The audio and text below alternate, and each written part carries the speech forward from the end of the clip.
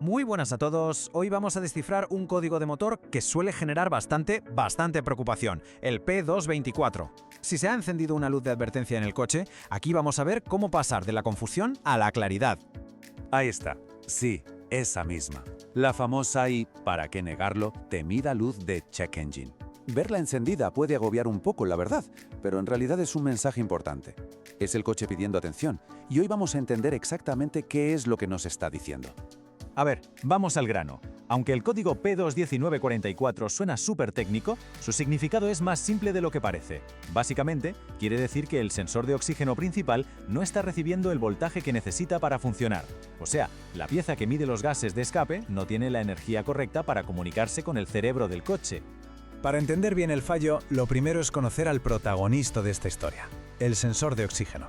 Pensemos en él como si fueran los pulmones del motor. Es una pieza vital que se encarga de controlar su respiración. Su trabajo, en realidad, es bastante sencillo, pero, vamos, es que es crucial. Actúa como un mensajero, mide todo el rato la cantidad de oxígeno que sale por el escape y le manda esa información en tiempo real a la unidad de control del motor. Sin este dato, la computadora estaría trabajando completamente a ciegas. Y aquí es donde vemos que todo encaja, ¿no? Al medir el oxígeno, el sensor ayuda a la computadora a crear la mezcla perfecta de aire y combustible. ¿Y esto en qué se traduce?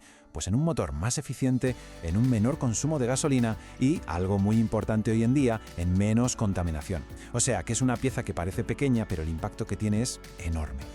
Vale, ya sabemos qué pieza está fallando, pero ¿por qué?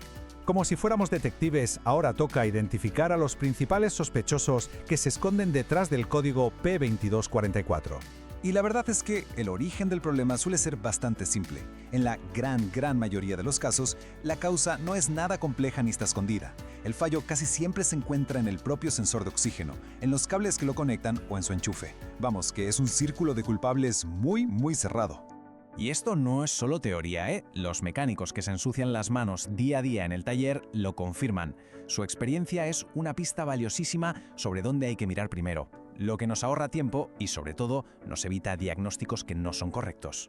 Venga, ahora vamos a ponernos manos a la obra. Con la información que ya tenemos, vamos a seguir el mismo proceso que seguiría un profesional en el taller para encontrar la causa exacta del problema. Un método lógico y, sobre todo, ordenado. Vamos paso a paso. Primero, lo más básico de todo, una inspección con los ojos. ¿Hay algún cable quemado por el calor del escape? ¿Algún corte? ¿Un conector suelto? Después nos acercamos bien al conector. A veces, un poquito de óxido o un pin que está doblado es suficiente para causar el fallo. Si a simple vista todo parece estar en orden, entonces sacamos el multímetro para confirmar que la electricidad fluye como debe por los cables. Solo si todo esto está perfecto, empezamos a sospechar del sensor. Y al final se borra el código y se prueba el coche para estar seguros de que el problema ha desaparecido de verdad.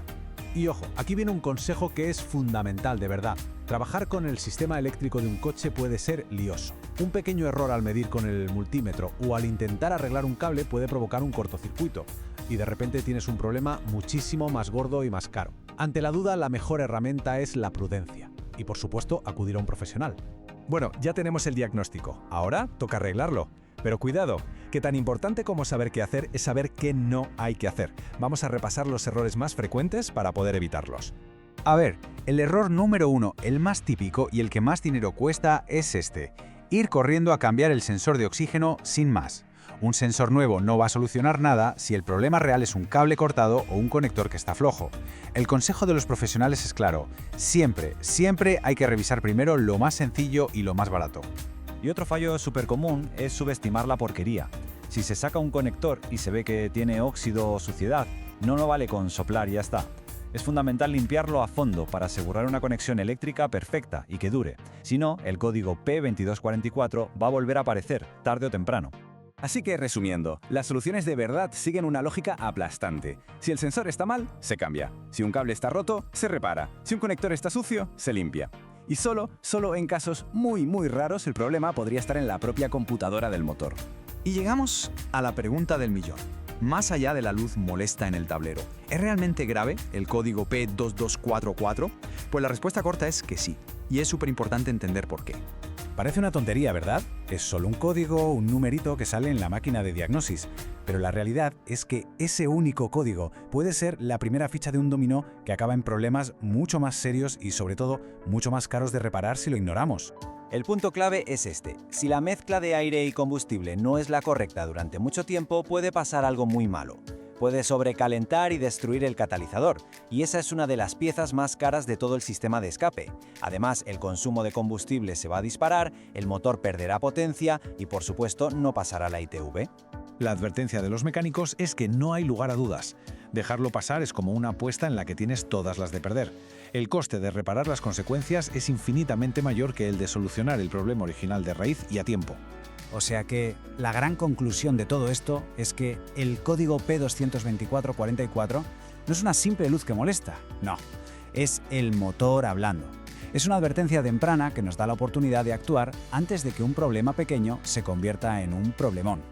Y con esta pregunta final lo dejamos. Sabiendo que la causa suele ser algo bastante simple, la reflexión está clara, ¿no? Hacerle caso a esta advertencia a tiempo es sin duda la decisión más inteligente.